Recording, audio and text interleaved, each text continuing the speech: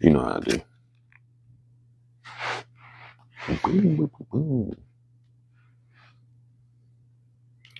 I don't know. I don't know. 'Cause last week it was saying I was not live. And I was. Well, not last week, but Tuesday. Just in case somebody is listening to me. And so I gotta check and be on some crazy. Okay, say I'm live. What the hell is going on? Okay. YouTube and let me check Facebox. He says, you listen, yeah, she can say. Close that. I was watching stuff. I don't know how I get caught up in them.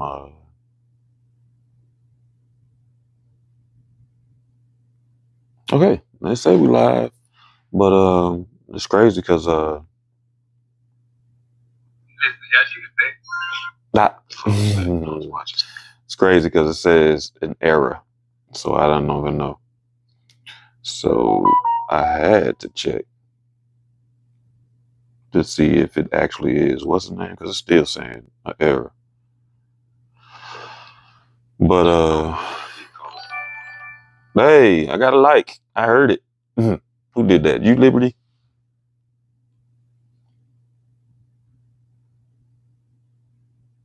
See, it's crazy. This reconnection thing keep popping up, man. Stop that shit.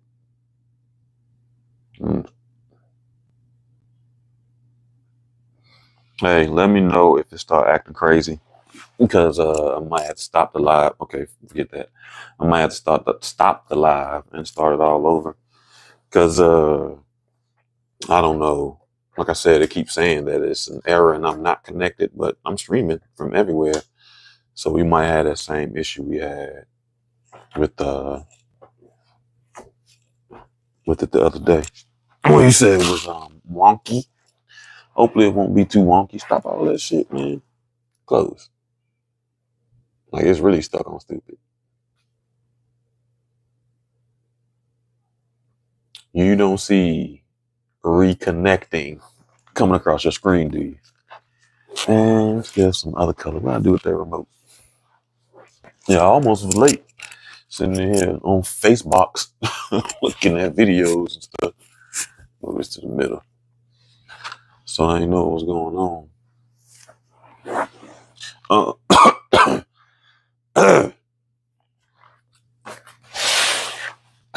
Yeah, we in the hotel.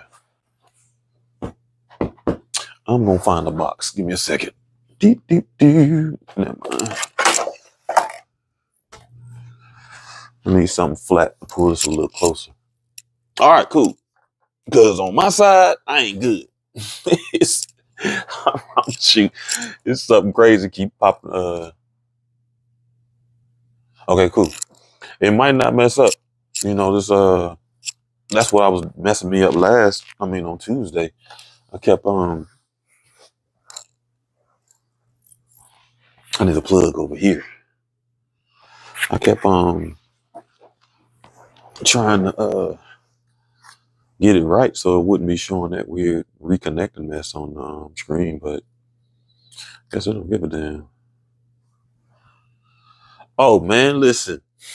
I'll try not to wear this tee because it is a dope tee. I like it. But the wild thing is getting small on me too, so I know I'm losing weight. I went to the gym today. And it's always crazy when you work out at hotels. But so like I was saying, I try not to wear this shirt because it is similar. It's a shirt from a place I worked at previously. And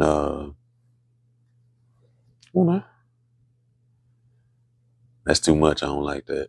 Oh, that look like a disco. No,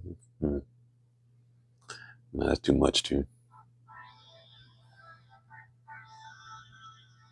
Man, 5 a.m. Okay, so I got rain between 5 and something in my neighborhood, which I need to know because I drive back tomorrow.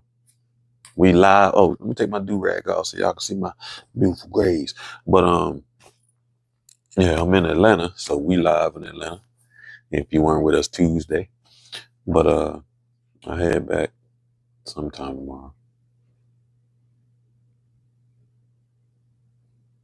That's gonna get on my nerves. Well, how was your day going? Tell me a little bit about that. Oh, it's crazy. So I'm probably gonna talk about it on the show too. But you remember how I told you I won 500 You Matter points from, we had to think of names for our two big events, and they picked my two suggestions. So it's 250 for 1 point for one, and then 250 for the other. So that's how I got 500 You Matter points. And today we were having a um we played bingo. So this week we played kindness bingo. And you just gotta do kind things all week. I'm a kind person, so that's easy. And I wound up getting two bingos, so I got to put my name in the hat 2 times. And it was funny because I was sitting at a table, group of people, and I was like, "Look, luck been on my side lately, so I feel like I'm about to win this next 500 because I need 1,000 points." Please tell me why they pulled my name, and the people that was sitting at my table just looked at me like, "Did you just say you was gonna get that?" You did. I did. So I told y'all, man. I said the ancestors try to let me know I deserve this, so I might go play lottery. Listen, I just want this shit to stop doing all this weirdo blinking. I don't look like no disco.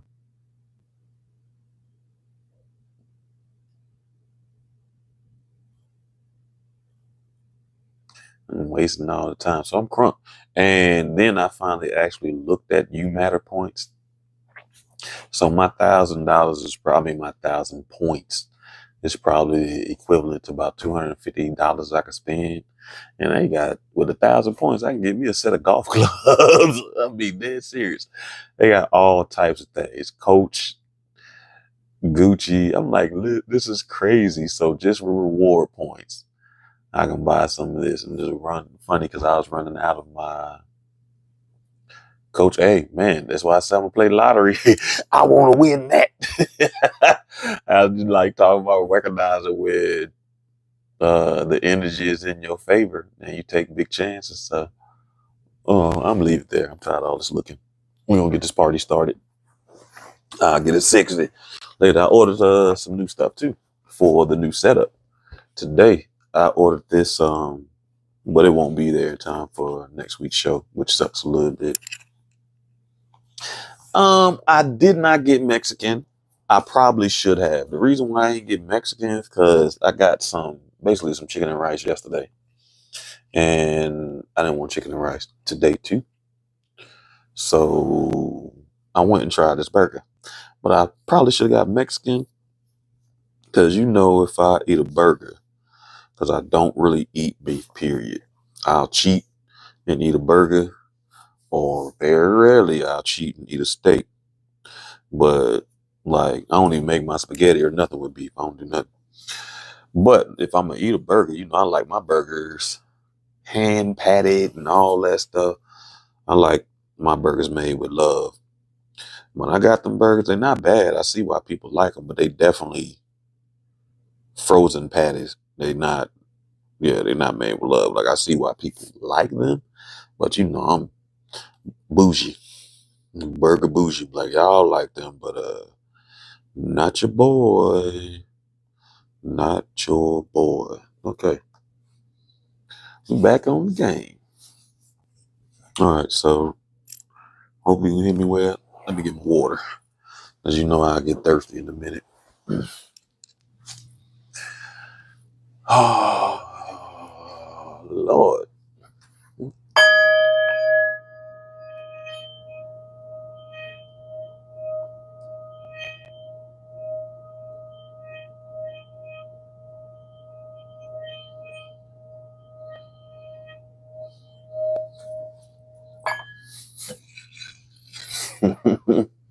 Over there doing the most. And I'm definitely gonna lose this. So I'm gonna pick it up. All right. So now we can get this party started. Burger, bougie ass. Hey, I know you the last person that can talk though. Cause you worse than me on burgers.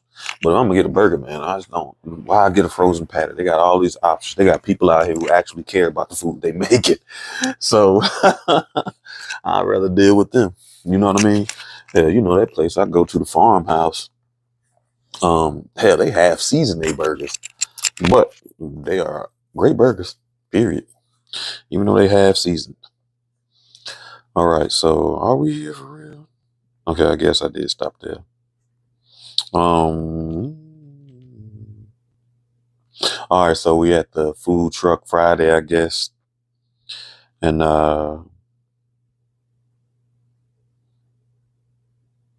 what's the name? Vashti, and I forget the main character's name. They just had their little conversation, and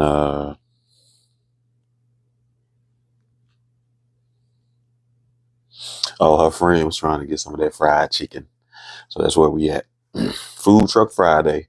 Her friend trying to get some of Vashti's. What's Hendrix is the friend trying to get some of Vashti's fried chicken. Um. Oh yes, Hunty. Hendrix crows, reaching for the chicken with one hand and the hot sauce with the other. I feel like I read that. Did we read this?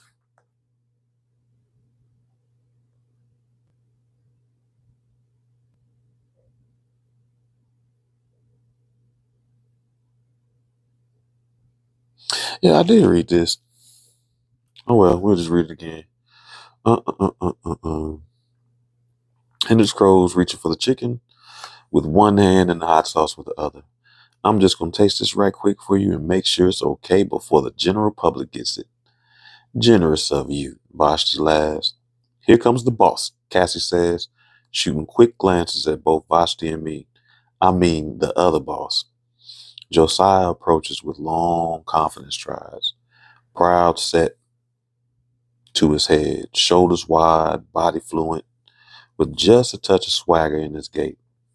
He is flanked by Deja and Kasim. I definitely read this. And trailed by one of the biggest dogs I've ever seen in my life, Otis Redding.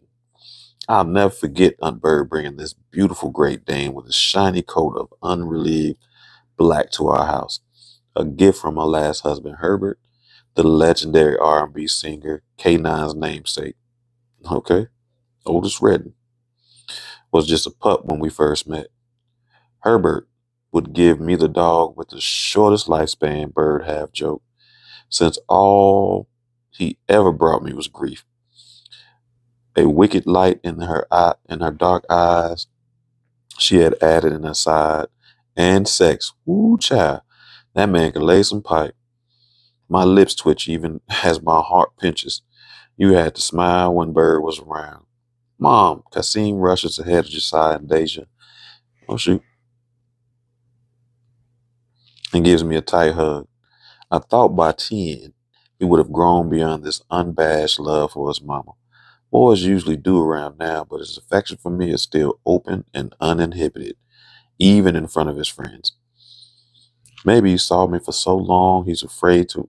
Maybe he saw me sad for so long, he's afraid to withhold it from me. How was school? I asked. Good. Kasim squints up at Grit's food truck menu. Can I have ribs? Oh my God, with the ribs, Deja says, but smiles at her brother. The smile dims when she meets my eyes. Hey, Mom. Deja, hey. I hate this tension with her, but I can't seem to fix it. How was school? Fine, she shrugs. The usual waste of time, I guess. I bite back the response that automatically rises to my lips.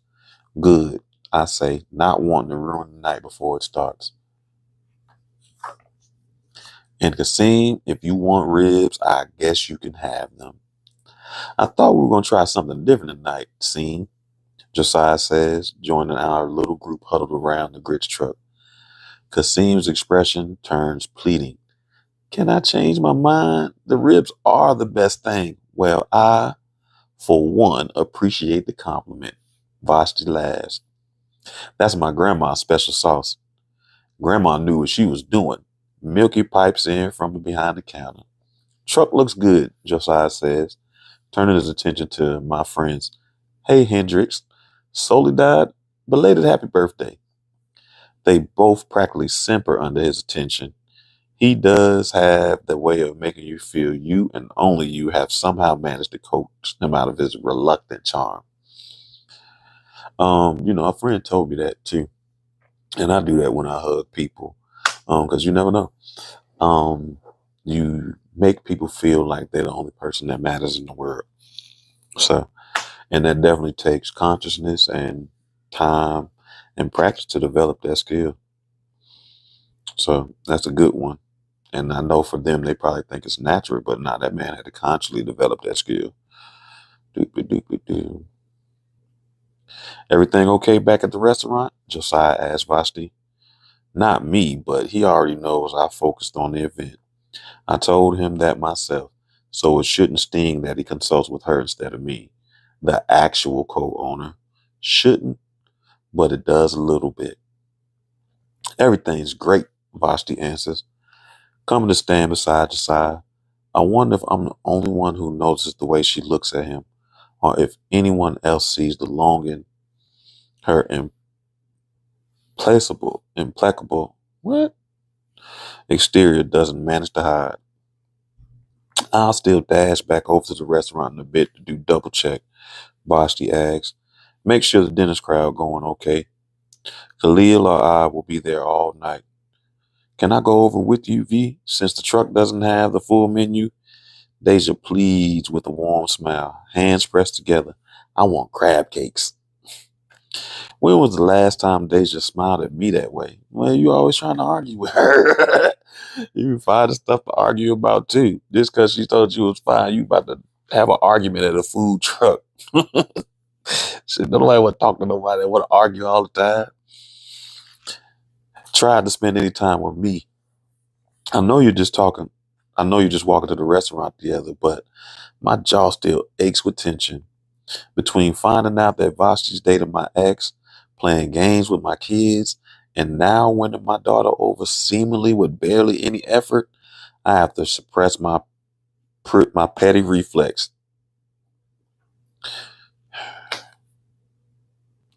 Dealing with somebody who has a petty reflex is hard to deal with too.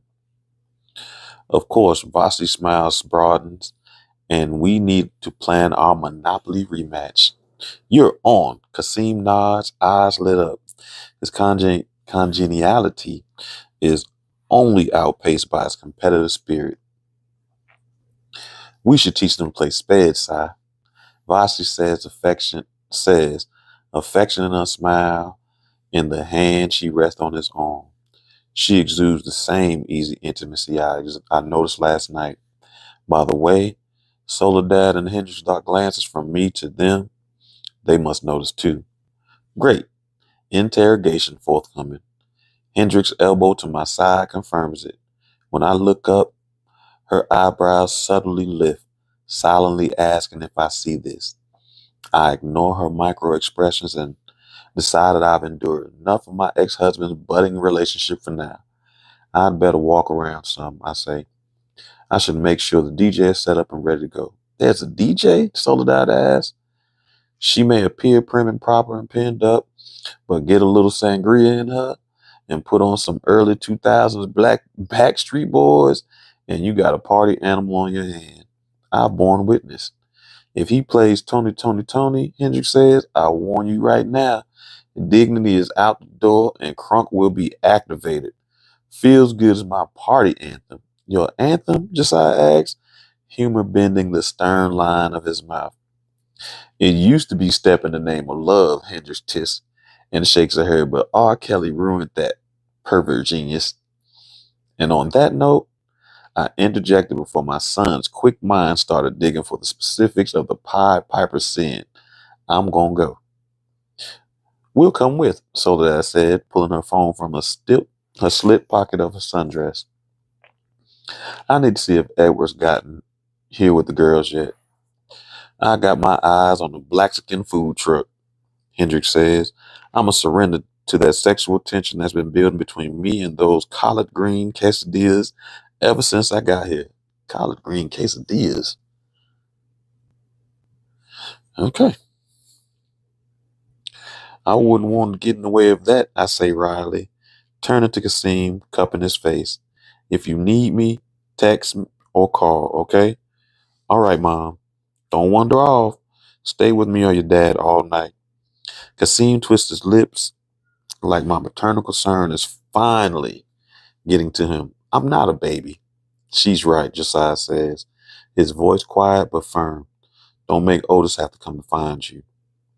Hearing his name, Otis perks up and barks loudly, nuzzling into Josiah's leg. A couple of years ago, Kasim got lost at the fair. After 10 minutes, I was ready to plaster his face on milk cartons and send out an Amber Alert. But cooler heads prevailed, mainly Josiah and Otis. Maybe it was Kasim's scent or something else, but Otis found him. I can count on you at least, I say, rubbing Otis' silky head. Call it quesadillas, Hendricks remind me.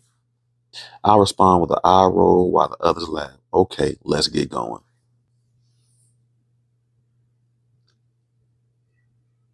You say, it sounds like it goes together? Nah, not to me. Um, yeah, it just sounds like I'm not knocking it because it might taste good, but I would not put collard greens on a quesadilla. But I also ain't no collard green fan, so I might be like, there's a lot of other Blaxican you can do. But cool. I bet they got watermelon punch. Of course, collard green quesadillas, watermelon flavored chicken. Excuse me, you know that's crazy. Oh, you said it doesn't sound good. Okay, cool.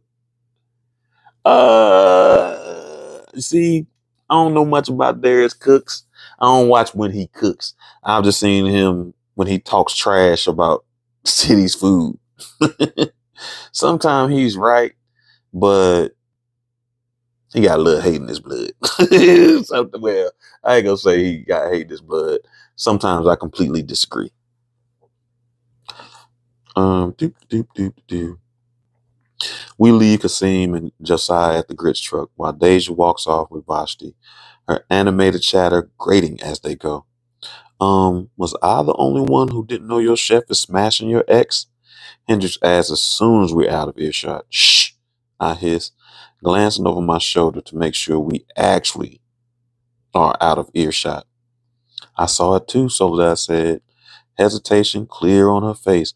I mean, I'm not going as far as to say they've already having sex, but there's obviously something there, right? I pretend to be terribly preoccupied looking around to check each truck and make sure things are going smoothly. Yeah, I guess. Hendricks takes my elbow and stops us in our tracks. Is that woman fucking your husband? These new friends, this sound like drama. She made her choices, man. You break up, yeah, he's not your husband. Ex-husband. I shrug as if it doesn't matter to me either way. Though deep down, hell, not even that deep, I know it does. Desai told me last night that they're dating, but the kids don't know yet, so don't mention it. Are you okay with it? Soledad doesn't matter. You don't need her approval. Soledad frowns before going on hastily. I mean, obviously you're over him and it doesn't matter to you if they're together. She peeks from beneath her dark fringe of eyelashes. Does it? Not in the least, I agree. Bold-faced lie. So what's the story, Hendricks asks. How long has this been going on? He says it's pretty recent. They've been working together, obviously, and I guess they were, I clear my throat, attracted to each other. She was at the house last night when I got home from. Wait a minute. Hendricks hold up a hand. He had her up in your house? You definitely have to be careful of the company you keep. People will be pouring, like, I'm seeing them pouring anger, confusion, distrust, into her instead of making her feel better about something that she's enduring. You know what I mean? Like this has got to be a hard transition for her, and they're not helping that. That's crazy. I give them both an entreating look. I have no desire to discuss Vashti and Josiah. I don't trust myself not to betray a not sure how I feel about this vibe during this inquisition. Can we just drop it? I beg. You sure you're okay? Soledad asked, concern etched in her finely drawn features. Better than okay. I'm happy for him. I stutter, tellingly happy for both of them. Well, that was about as convincing as OJ teaching Sunday school, Hendricks' mother mutters. Look, even if you're over him, that first time, she ain't over him. That first time of you, either of you dates after the divorce is bound to feel awkward. I understand if you don't want him to know that, but we're your girls. It's safe with us. Hendrix squeezed my hand. You're safe with us. Soledad nods, taking my other hand. You can trust us. I blow out a breath and lift my eyes to the sky, fixing my stare on the setting sun so I don't have to look at them when I make this confession. This is definitely the wrong place to be having this conversation. It feels wrong. Seeing him with someone else, I admit, but I have no right to feel this way. You mean jealous? Soledad probes gently. I'm not jealous. I jerk my hand from their grasp. I said it feels wrong. Not that I'm jealous. She just tried to say that in a gentle way. We made the right decision when we were divorced. You made that decision. I can tell nobody else in that family wanted that decision. We're better as friends, as partners, and co-parents. Too bad you can't still fuck them though, right? And he got that smooth Denzel kind of walk, that deep chocolate voice. Your girl would be on that X with benefits tip if I were you. Hen. Soledad slices her finger at her throat. The classic cut it out, widening her eyes pointedly. For real, she was out of she gonna have to watch that girl. That girl gonna try to smash her man. she too loose with how she talk about having sex with him all the time. Oh right. Hendrix passed my shoulder. What I mean to say is you're better off without him. You are both grown ass adults handling this all very maturely. It's the first time either of us has dated, I said. So it's a little awkward, but I'll get used to it. Well, we're here if you need us, Soledad says. While I really am enjoying these bitches bonding vibe, Hendrix interjects. If that black skin trucks run out of collard quesadillas before I make it over there, that's hell. Y'all gonna pay. Giggling, I walk with them to get this girl's quesadillas. I make my way around the square over the next hour, pleased to see so much of the neighborhood out, eating, spending money. The vendors all seem satisfied, and the association members I run into congratulate me on a job well done. The night is going even better than I hoped, and exactly as I planned. Kasim and Deja eventually make their way back to us when we were at the fountain. Got any pennies? Kasim asked, looking longingly into the fountain. It's not technically a wishing well, but Skyland residents have unofficially made it one, casting in so many pennies with their wishes that we've had to start removing the coins quarterly. The city donates any money removed from the fountain to the local shelter. It's not much, and we've even created a fountain fund for anyone who just wants to add what we give. I only have quarters, Hendrik says. Even better, Kasim beams. I heard the bigger the coin, the better the wishes. I'm not sure it works that way, I say dryly. But quarters will fatten the fountain fund, so go for it. While Hendrix digs out some shiny change for Kasim, Soledad's oldest daughter Lupe joins us, explaining that her two sisters are still eating barbecue with Edward. She is, even at this young age, stunning. Soledad's mother is black and Puerto Rican. Her father is white with rich auburn hair. And Lupe gets her deeply wavy, bright copper from him. With Edward's green eyes and Soledad's smooth tan skin, she's tall, already standing higher than Soledad's 5 feet 4 inches. Everywhere this girl goes, heads turn. Already. And she's only 13 years old. God bless Soledad. Hi, Miss Wade, Lupe says and smiles. Hey, Miss Berry. She really is a great kid, conscious of her grades, polite and kind. I'm glad that since Soledad and I became friends, Lupe and Deja have gotten closer too. Hey, Deja, Lupe offers with an even brighter smile. Missed you in English today. Deja's eyes widen, snapping to my face, then back to her friend. Lupe's smile dies with a quickness, and she covers her mouth, obviously realizing it's too late. She put her foot in it. Why weren't you in English class, Deja?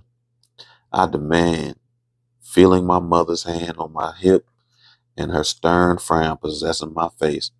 I had something to do, she answers. I can't tell she's trying to brazen it out, but she knows she's in trouble if she doesn't come up with a better excuse than that.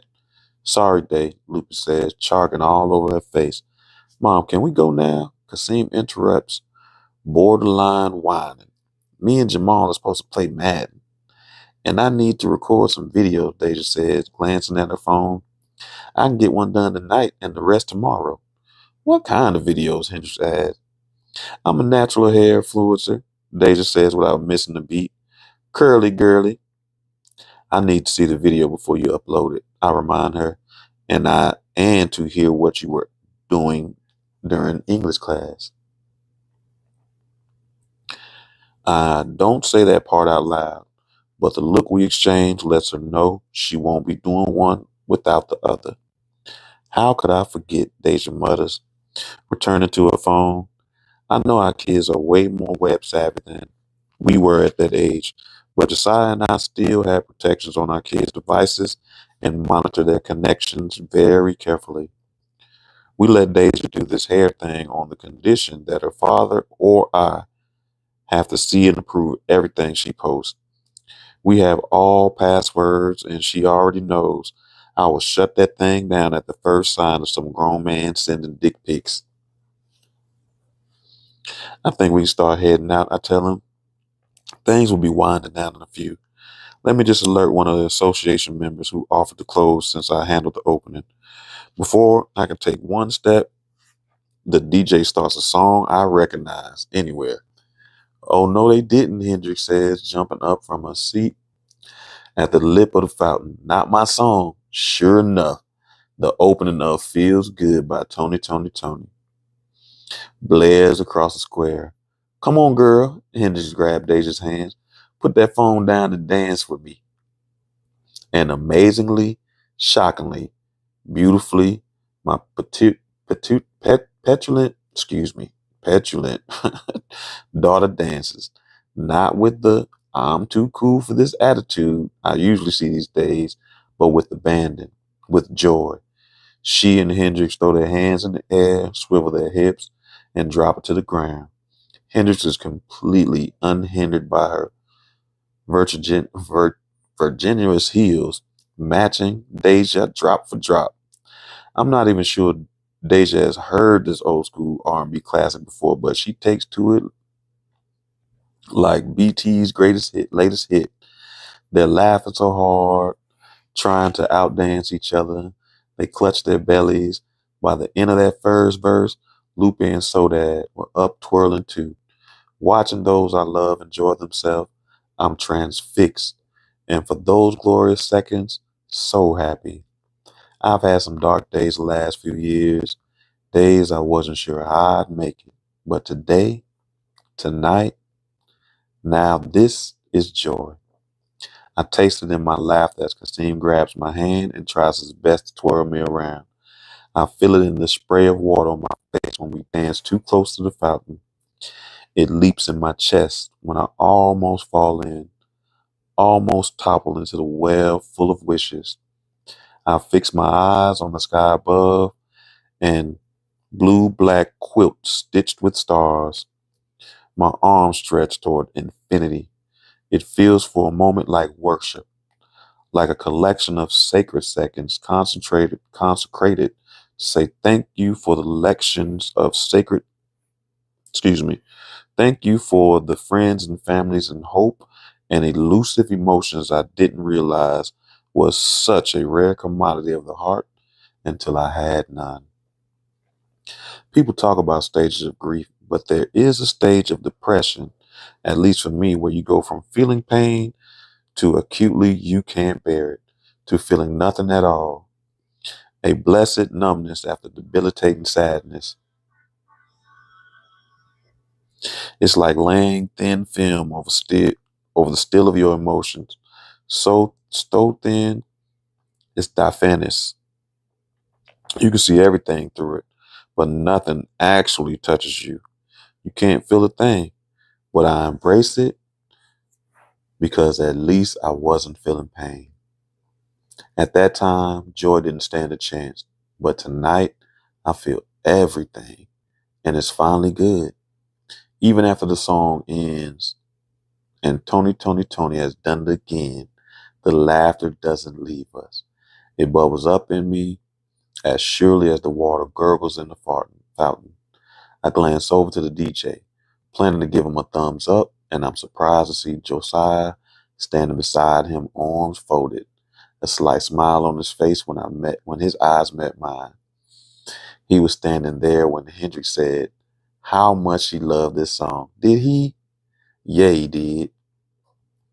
I do the sign for thank you, touching my chin and dropping my hand. When the kids were young, before they can talk, we taught them a few basic signs. It's been years since I used it, but it was our shorthand in meetings, across crowded rooms. Josiah's smile glitches just a tiny bit. No one would notice, but I do, because even though we aren't married anymore, I've had years to learn the physiognomy of this man's feature. After a pause so slight, it's almost undetected, he signs, "You're welcome." I'm still smiling when Vashti walks up beside him, tugging his sleeve. For just a second, he doesn't look away. My smile starts to fade. Kasim tugs on my sleeve, reminding me about Madden and Jamal. Deja's back on her phone, her bottom lip slightly poked out. It was nice while it lasted, and even though the song has ended and the droplets are already drying on my skin, I hold that moment of joy close. When I look back to the DJ booth, prepared to sign to Josiah that we're leaving, the spot where he and Vashti stood is empty. He's already gone. You say you need friends when you used to go out with you definitely need some new friends because your old friends is lame. I ain't even gonna lie, you still love them, but you know, then this is honestly, even if it's your best friend, some of my best friends I had to let go. You remember I told you when I was like, I'm glad I ain't had to leave you behind. But sometimes they don't fit for your future. They got their journey with you is done. You know what I mean? And you try to do stuff with your friends a lot, but yeah. They're in a space where I don't know if they can't or don't want to share emotional availability. A lot of times people think that's only for relationships, but I mean like romantic relationships. But you know it matters a bunch in platonic too. So I don't know if they have the emotional availability. And I say this confidently because you know I'm in the same spot. You know what I mean? But I did tell Boz I was gonna kick it with him this weekend. If I don't pump fake, which I might. So, chapter 4, Josiah. I'm awakened by a warm tongue stroking across my skin like velvet. I pry one eye open, dragging myself up from the pillows and thread count that dreams are made of to glare at the edge of this bed. Otis, of course, has pulled back the sheet with his teeth and is licking my foot like he does every morning. Dude, seriously? I glance out the window where the sky is still lavender tinged with pink, barely kissing dawn. Can't we sleep in a few more minutes? The pitiful whimper at the foot of the bed becomes a whine. I know this drill. If that bladder gets any fuller, it will escalate to a full-on howl. Shit. I sit up, slide my feet in the leather slippers Deja and Kasim gave me last year for Christmas. You know, Yasmin probably chose them because they bear the mark of practical luxury she's good for, but they're still from my kids. Replacing the ones you mangled, I remind Otis, who doesn't look repentant at the least. I tap on his head on my way out the bathroom, and he follows me down the stairs, out the front door. Any hope I had of ever shaking this dog died long ago. He demonstrated his tenacity at the first night I slept in this house. The divorce wasn't quite final, but I needed a place to live. Instead of finding another tenant for Aunt Bird's house, I moved in here. Of course, we all assumed Otis would stay with the kids. They walked him, fed him, played with him. I provided a roof over his head and the occasional acknowledgement of his existence. I was considering the huge TV mounted on the wall, on one of our four blank walls, not even bothering to turn it on because who cares about Netflix when your life is being incinerated and everyone you love lives two streets over now. When my phone rang, it was jarring in that new, all by myself quiet. I hadn't experienced this before I married. Yasmin's name and I flashed.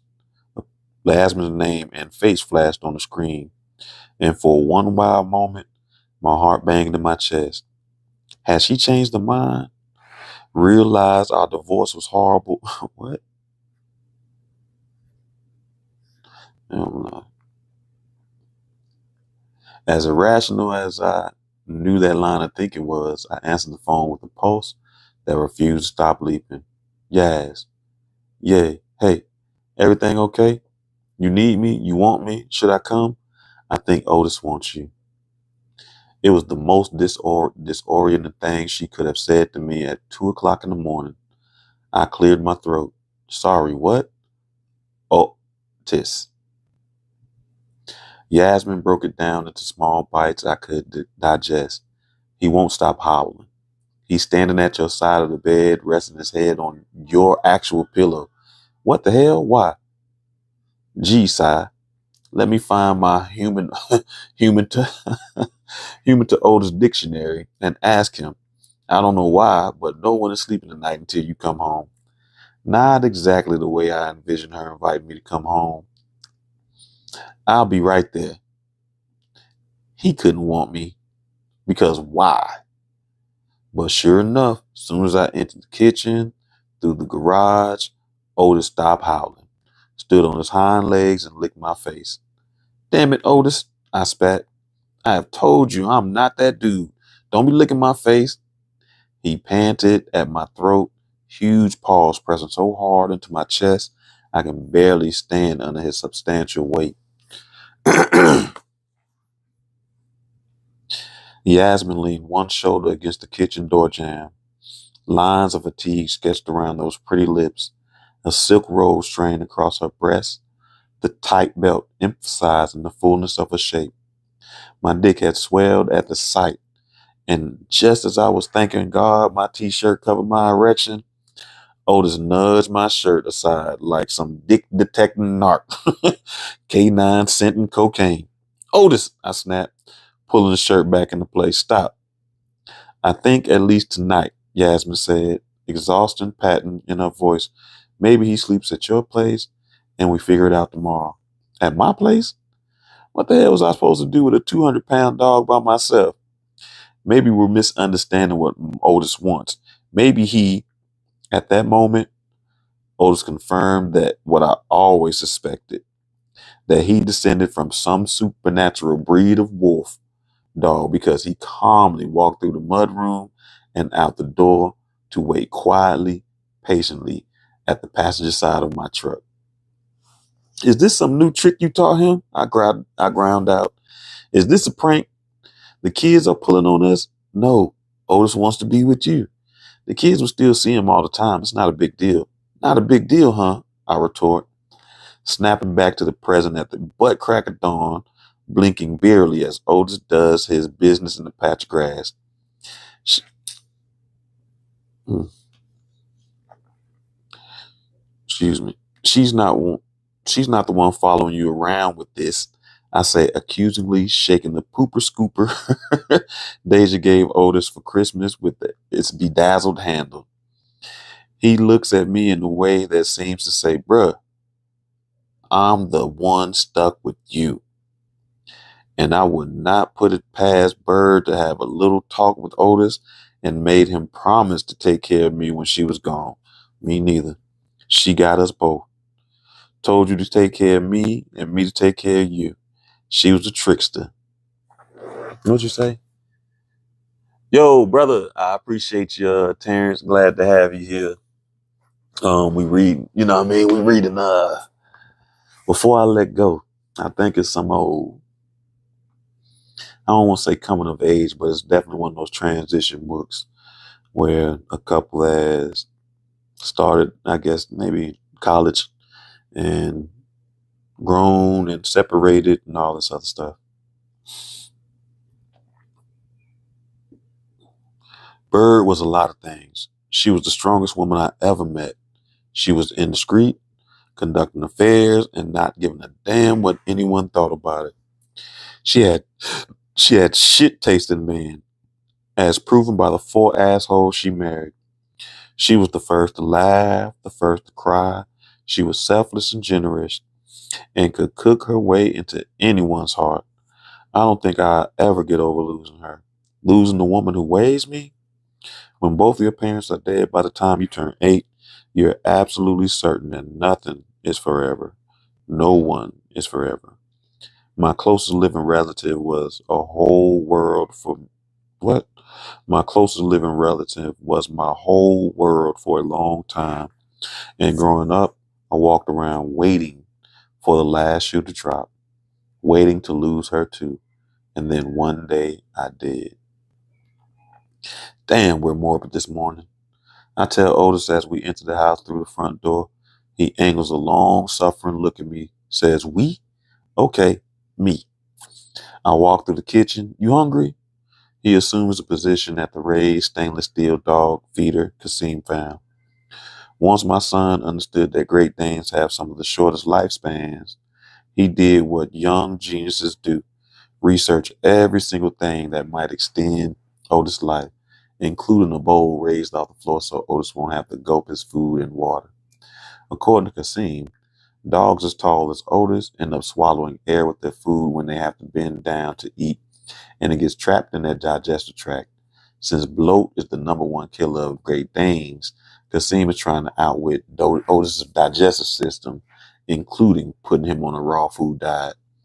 And guess what we got for breakfast? I pull out meat wrapped in white paper from the refrigerator, and Otis' ears perk, his tail beating a happy rhythm to the floor. Yup, Vashi set aside chicken thighs for you. Otis whines and lies down, sniffing the air like an exiled prince. Okay, every time I mention Vasti, you act all new. I give him a knowing look. You think I don't see that? Give her a chance. Nah, he had a family. He don't want no new family. I pull a container of pureed vegetables from the refrigerator. He rests his head on his paws and stares at me unwaveringly, as if waiting to be convinced. I toss the pureed veggies into the bowl with the raw meat Vashti sent home, crack an egg over it, and then top it with a little yogurt. At the sight of the bowl loaded with what Kasim assures me is a breakfast of champions, Otis perks up. Pulling his supplements from the cupboard, I add them to the goulash and set it in the standing dish holder. Otis rouses himself to dive in. "I'm going to leave you to it," I tell him over my shoulder. "I need to shower. We're taking the kids to the river." A happy wolf is his only response. I turn to point one finger at him. I know you love the river. Don't say I never did anything for you. I take the stairs, yeah, back. But how could you ever say that when I do literally everything for you? I envision an air bubble over Otis's head that might read, "Dude, get over yourself." Yup. I say, of course, to myself as I strip and turn on the shower. You've lived alone too long. I know that's right. You talking to dogs. The drive from Bird's 3-bedroom craftsman's cottage to the dream house Yasmin and I designed together is less than 2 minutes, but may as well be separated by a millennium. I love the chaos young kids and their friends all over the place all the time. The partnership of managing their lives, of raising them under the same roof. Even though Deja and Kasim bounce between our houses, they spend most of their time at Yasmin's. Living alone without my kids was one of the biggest adjustments after the divorce. But only children, both only children, Yasmin and I always planned to have at least 4 kids. But our first anniversary, Yasmin was pregnant with Deja. We waited a little while before Kasim. A few years later, we were excited to do it again. A pain so sharp I drew in a quick breath, slices over my heart like a scalpel. I should be used to it by now. The pain, but it always catches me off guard. The freshness of it. After nearly 3 years, it still hasn't been dulled by time. It ain't. He loved her. I consider that one more thing to never get over as I pull in the Yasmin driveway. Morning, Josiah. The greetings come from a man standing on the front porch of the house next door. A modern blue and gray 3-story contrasting with our more traditional white limestone. I get out the truck and open the back door for Otis, who bounds up the steps of the house where we used to live. He settles in the corner by the swing, his favorite spot. "Morning, Clint." I reply to the neighbor who moved in shortly after we did. Clint's pale complexion and strawberry blonde hair could make him look washed out, but his eyes are vivid blue and color climbs his cheeks. "Saw you last night at Food Truck Friday, but I didn't get a chance to speak." Before I can reply, Clint's husband, Brock, wheels a stroller through their front door onto the porch, followed by their chocolate lab, Hershey.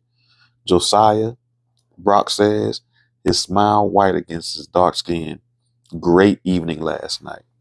Thank you guys for planning it." That was all Yaz, but yeah, it was great. I nod to the stroller. "Is that Skyland's newest heartbreaker you got there?" Both their faces light up, and Brock turns the stroller to face me. "That's right," Clint says. "Come meet our Lillian." I climb their front steps, peer down into the stroller. Dark eyes set in a perfect round face with smooth brown cheeks stare back at me. She has a patch of dark curly hair, looks like she might have gas, and is just about the cutest thing I've ever seen. I stretch my finger out and she grabs it, squealing, kicking. Squealing, what? Yeah, squealing, kicking. "She likes you," Clint says. "She never greets anyone like that. You charmed her."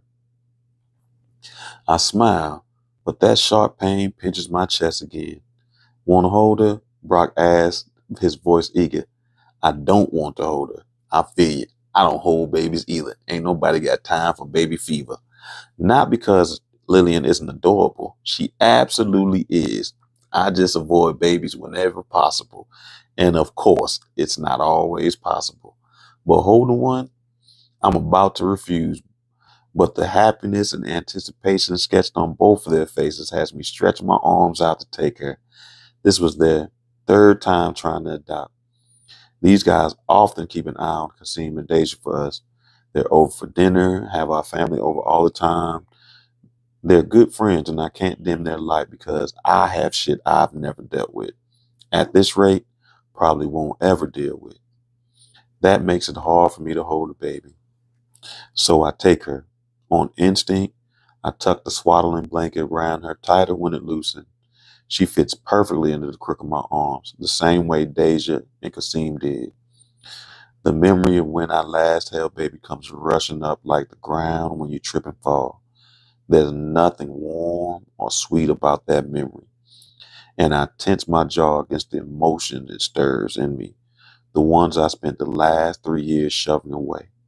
The front door to our house opened, and Yasmin walks out wearing her yoga pants and fitted crop tops just above her waist, revealing a narrow strip of smooth skin, that rich shade of Kelly Rowland brown.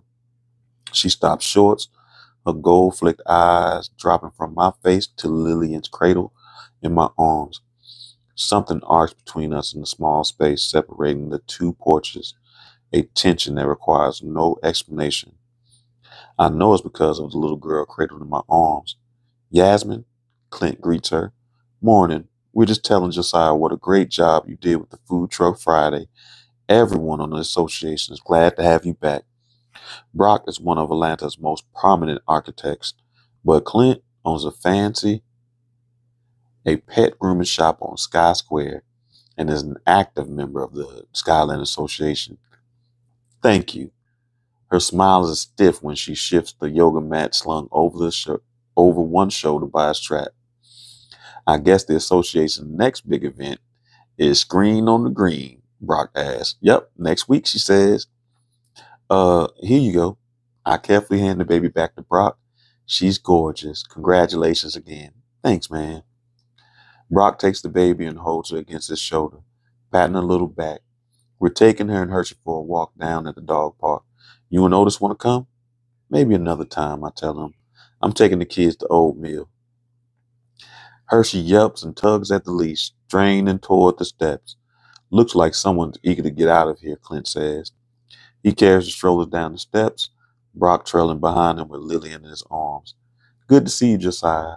I know you're around all the time, but we've been busy.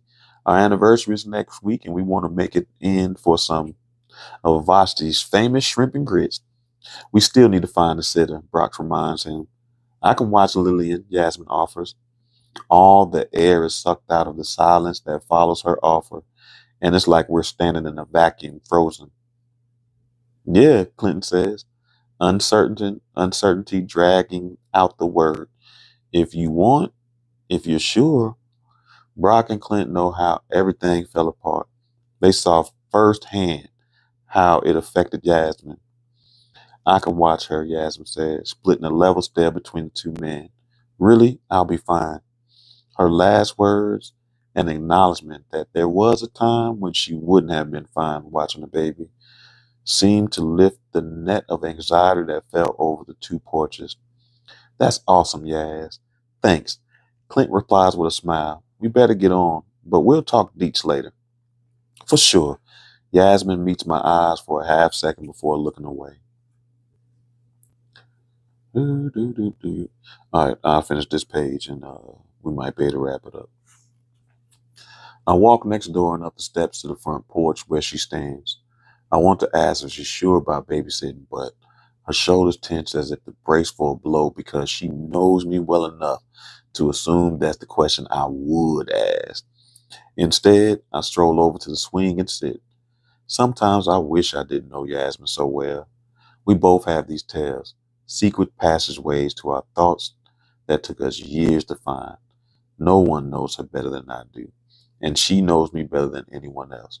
So when she sinks her teeth into a pillowy flesh of her bottom lip, like she's doing now, it means she's working up a subject she's reluctant to discuss.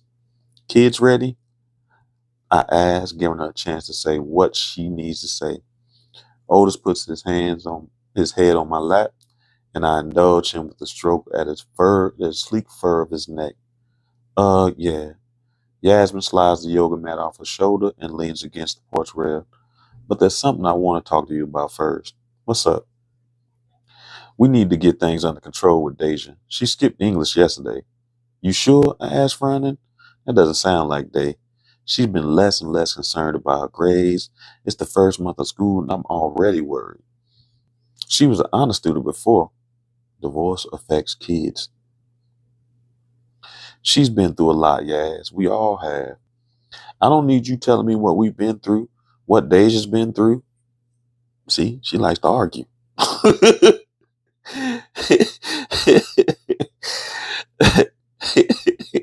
Is that your response? I stiffen my hand, stealing in Otis first. I wasn't trying to tell you anything defensive. I'm just saying maybe we cut her some slack because things haven't been easy, which is fair. There's cutting her some slack, and then there's being an irresponsible parent. My left eyebrow inches up, and I wonder if she remembers that my tail, that's my tail when she's provoking me. You saying I'm an irresponsible father? No, I didn't mean it like that. No, she's disrespectful. Yasmin drops a yoga mat and links her hand to the neck of her neck. I'm just saying we can't ignore her skipping class because we've had a hard time. She had a hard time too. I think a lot of times when kids are around, parents just think it's their issue. But unfortunately, if you got kids, it's no longer your issue. It's theirs too. And they have experiences, feelings, thoughts, all types of things. You know, that was one of the things I worked on with my mama on the healing process because it's plenty of times in our life she was like, remember I told you about that breakthrough when she told me I wasn't there, but I was there. When my brother had all that stuff with his wife, when my uncle died, when my grandma died, I was there. But I think sometimes they think you a kid that you don't recognize. And then my experience working with children let me know at very young ages, they do recognize what's going on. I had a 4-year-old deal with divorce, and he would talk to me about that. And then I had another 4-year-old whose mom died. His dad was struggling, and the 4-year-old was struggling because they both used to cry to me.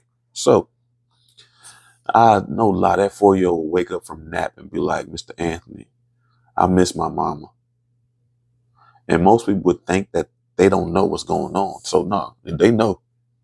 We just don't take time to see. All right. You sure she skipped? Yeah, she said she was watching a broadcast of some natural hair event. The hell? Like I said, you should talk to her. What'd she say when you talk to her? Just that I overreacted and that she won't do it again? Well, if she skipped, there should be consequences. Maybe no posting on social media for a week. That sounds good. We have access to everything. We can shut it down. I can tell her today. You sure you don't need to do it together? Unified kind of front? Considering how strange things have been between you two, it might go better coming from me. There's a brief flash of relief on her face, and then she grimaces. I'm not exactly her favorite person right now. Maybe you're being too sensitive. What's that supposed to mean? Irritation slashes her expressions. When am I too sensitive? Now. Definitely. Whatever, Josiah. She picks up her yoga mat and slings it over back of her shoulder. No wonder she thinks I overreact. So do you. You do.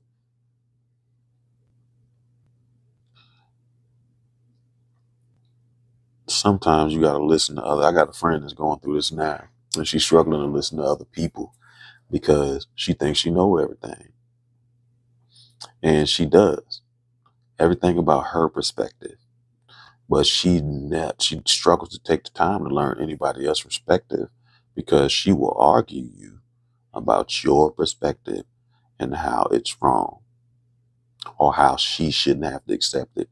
And the only other person I know like that, I got a homeboy that every time you say something to him, he'll ask you for advice. You give him advice and he'll be like, what you trying to say I'm wrong?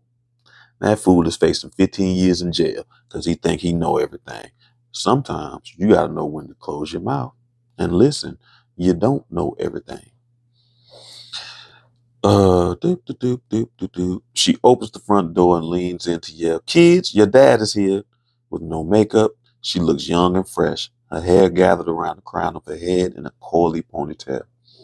She's as beautiful as the day we first met.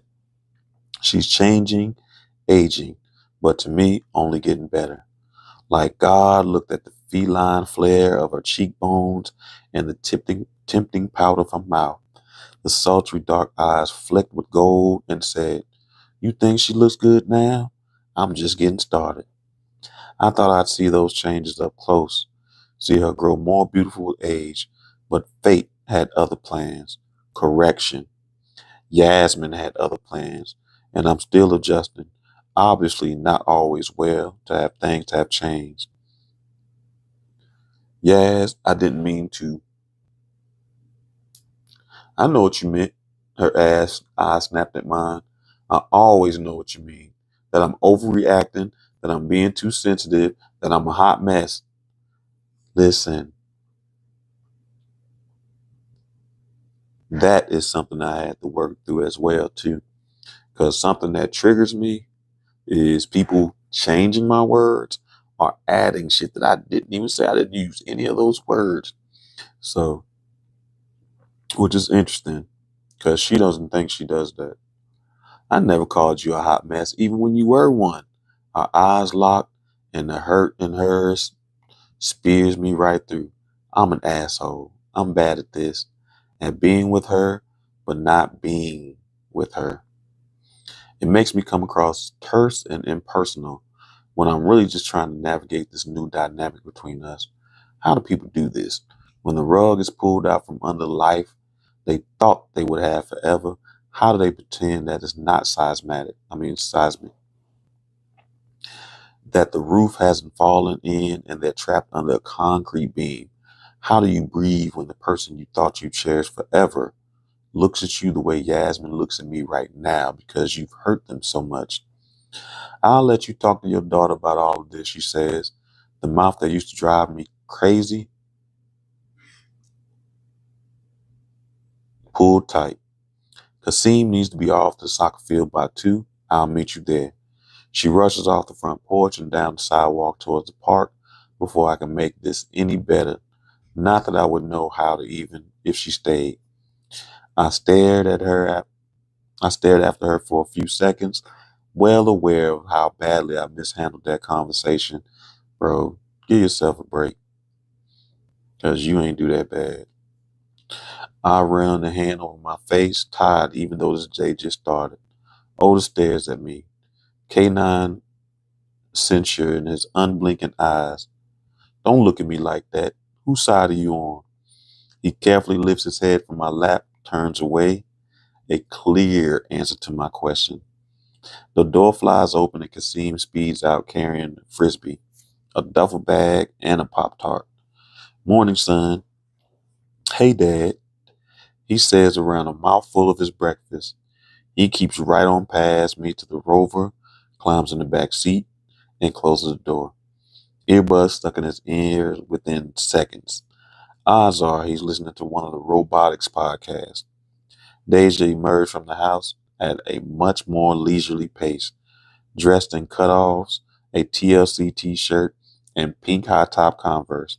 2 braids hanging on her shoulder, and she's very pretty. My baby girl is growing up, damn it. Soon it'll be boys and all kinds of shit that could give me heart failure. I want to relish this day while she still enjoys hanging with her old man on a Saturday morning because I assume this won't last much longer. Dad, why are you staring at me? Her grin crooks in the exact way Yasmin does when she's in a good mood. You look more like your mom every day, I tell her with a slow smile. She scowls, rolling her eyes and marching down the steps. Hopefully I'll grow out of it. Was Yasmin being sensitive? Because that was harsh. Otis races down the steps past Deja, who takes off with him as soon as she realizes what he's doing. I'm not sure how it started, but they play this game where Otis tries to sit in the front seat only when Deja tries to ride with me. Otherwise, he's content to have me chauffeur him in the back. No way, Otis, Deja squeals, her face transforming from sullen teen to exuberant kid. I call shotgun. When they reach the car, Deja opens up the back passenger side door and points. You sit back there with Kasim. You get daddy to yourself all the time. My irritation disappears. Maybe I'm the one overreacting. Now her comment wasn't as bad as I made it in my head. I do acknowledge that I'm at least halfway wrapped around my daughter's finger. But she and Yasmin will be fine. If there's one thing the Waves have figured out how to be over the last few years, is fine. All right, so that's the end of that chapter. We'll pick up next week.